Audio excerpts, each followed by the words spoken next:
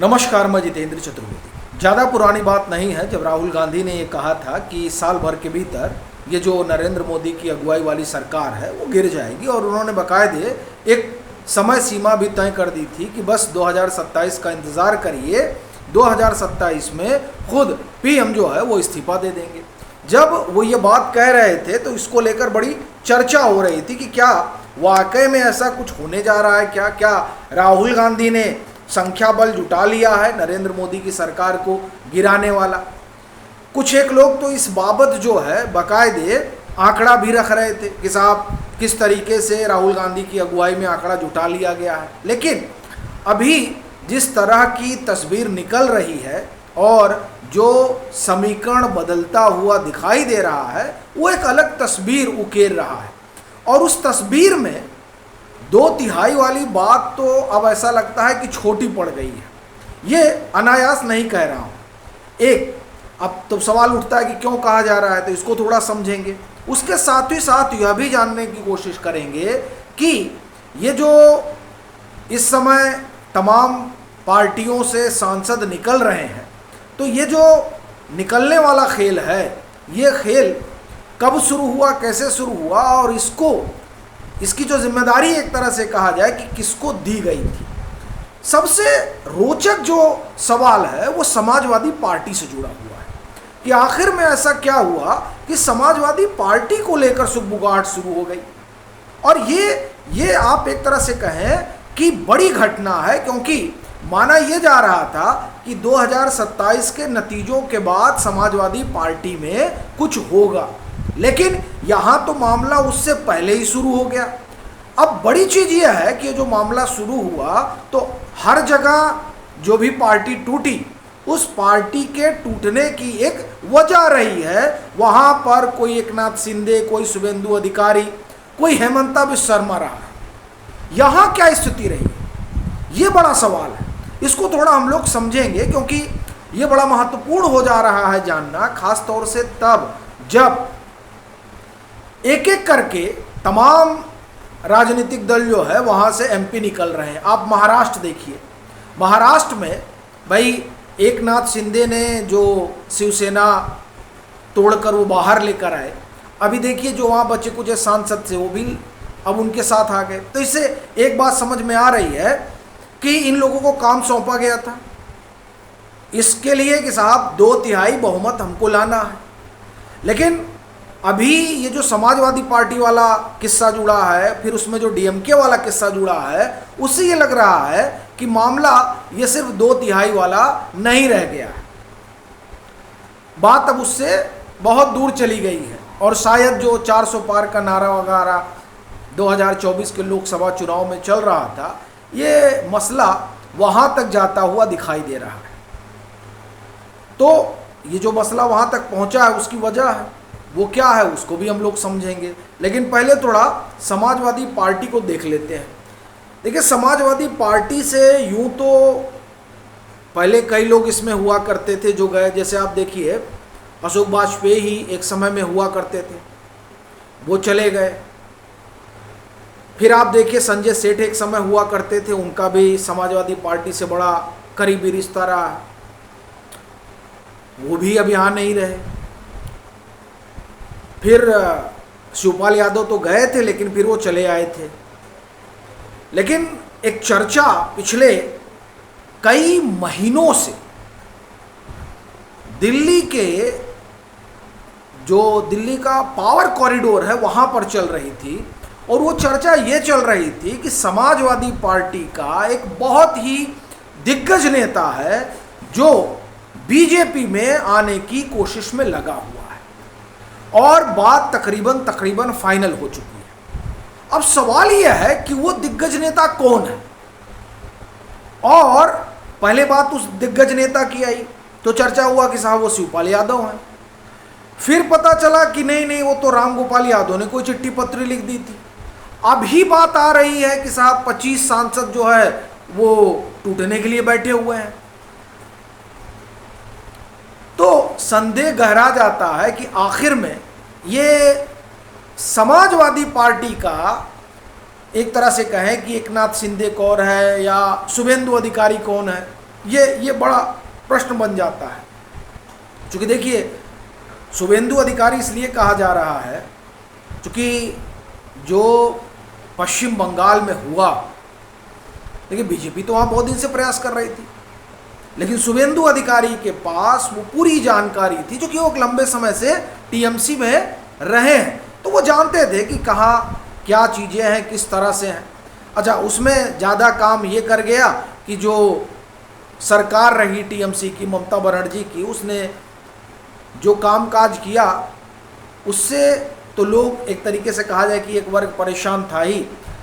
उसमें जो कसर थी वो पूरी कर दिया अभिषेक बनर्जी ने, और अभिषेक बनर्जी की वजह से वहाँ सांसद कार्यकर्ता ज़्यादा नाराज हो गए, विधायक ज़्यादा नाराज हो गए। चूँकि हुआ क्या कि ये तानाशाह बन गए।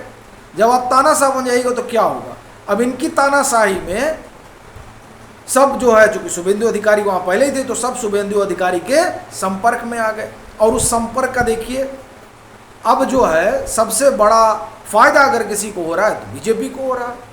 20-20, 25-25 सांसद जो है निकल कर चले जा रहे हैं। तो प्रश्न यह है कि साहब समाजवादी पार्टी में कौन है। अब यहाँ देखिए, बीच में तो एक चाचा का नाम था, दूसरे चाचा भी आ गए। अब ये बात सही है कि गोमती रिवर फ्रंट वाला मसला है, और गोमती रिवर फ्रंट वाले मसले में कई लोगों के नाम हैं, तो उसमें से कोई बन रहा है क्या? अब इस बाबत कोई पुख्ता जानकारी तो किसी के पास है नहीं।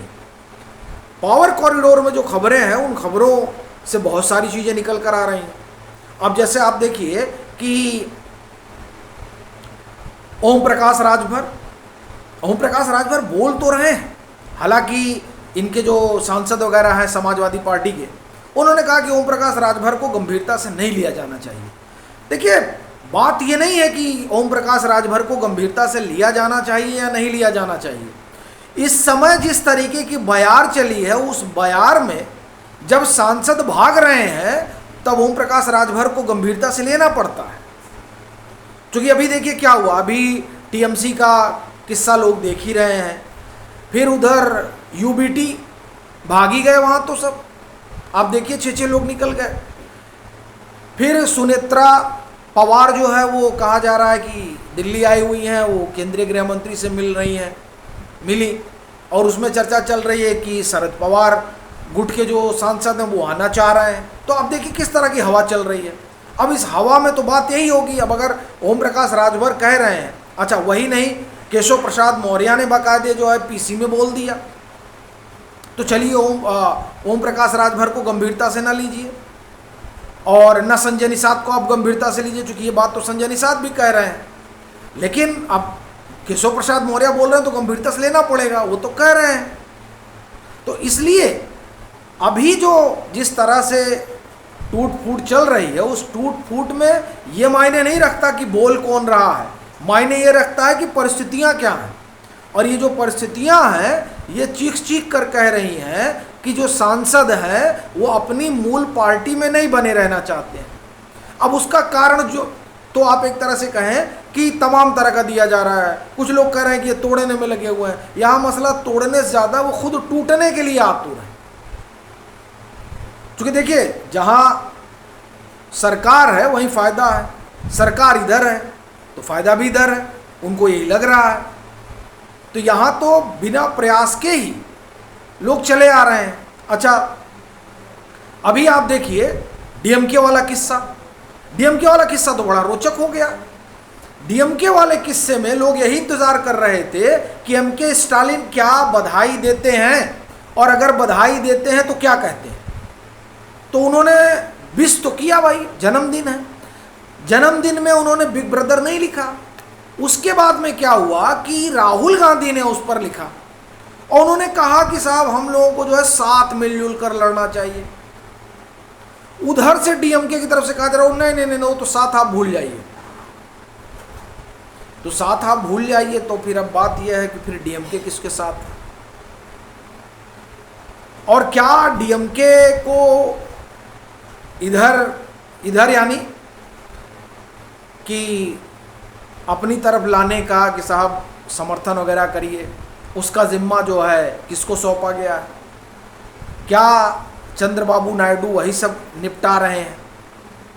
लेकिन जो भी चल रहा, आप अगर अभी आंकड़ों पर गौर करिए तो तकरीबन 98 सांसद हैं। मैं आपको जोड़कर बता रहा हूं, 22 टीएमसी के हैं, 25 की बात हो ही रही है किसके, अखिलेश यादव वाली, तो 47 हो गई है। उसके बाद में 22 जो है वो डीएमके के हैं, तो 47, और उसके बाद में आप 22 जोड़ लीजिए, ये 67 हो गए। फिर 6 और 8 14, तो ये 81 हो गए। 6 8 14 यानी उधर शरद पवार और इधर जो उद्धव ठाकरे के 6 टूट रहे हैं, तो 81 सांसद तो ऐसे ही हो गए। उसके बाद में 3 या 4 सांसद जो हैं वो जगनमोहन रेड्डी के हैं, इनको जोड़ लीजिए।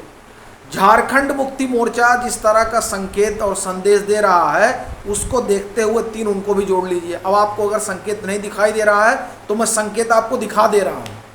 परिमल नथानी जो है वो एनडीए के उम्मीदवार थे, हाय वो निर्दलीय, लेकिन एनडीए उनका समर्थन कर रही थी।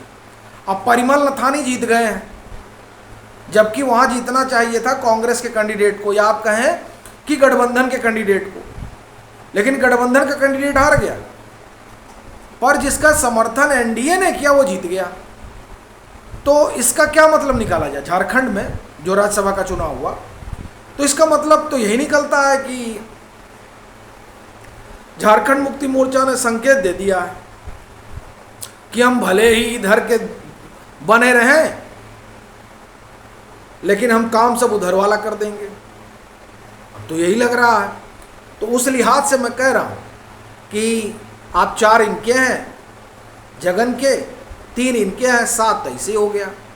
तकरीबन 7 के आसपास जो है वो हेमंता को जिम्मेदारी दी गई है कि आप नॉर्थ ईस्ट से लाइए। तो अब आप देखिए 7 दूनी 14 और 81 गिनती में हम लोग कर ही चुके थे, 95 हो गए। यानी आप देखिए कि किस तरह से इन लोगों ने समीकरण पूरा बदल रखा है। अभी 95 है, और जब वोटिंग होगी और उस समय क्रॉस वोटिंग हो जाए तो कहानी ऐसा था, चूंकि क्रॉस वोटिंग तो आज का चलन है।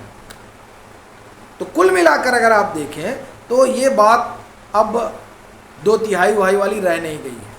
असली बात यह है कि जिसे जो जिम्मेदारी दी गई थी, फिर वो चाहे एकनाथ शिंदे हो, चाहे वो शुभेंदु अधिकारी हो, चाहे चंद्रबाबू नायडू हो, उन सब लोगों ने आप ये कहें कि अपना अपना काम बखूबी पूरा किया है। लेकिन बड़ा सवाल ये है कि ये समाजवादी पार्टी में कौन है एकनाथ, जिसने एक तरह से कहा जाए कि जिसको लेकर कहा जा रहा है कि साहब वहाँ टूटने जा रहे हैं। ये सबसे बड़ा सवाल है। आप लोगों की क्या राय रहेगी, ज़रूर साझा करिएगा।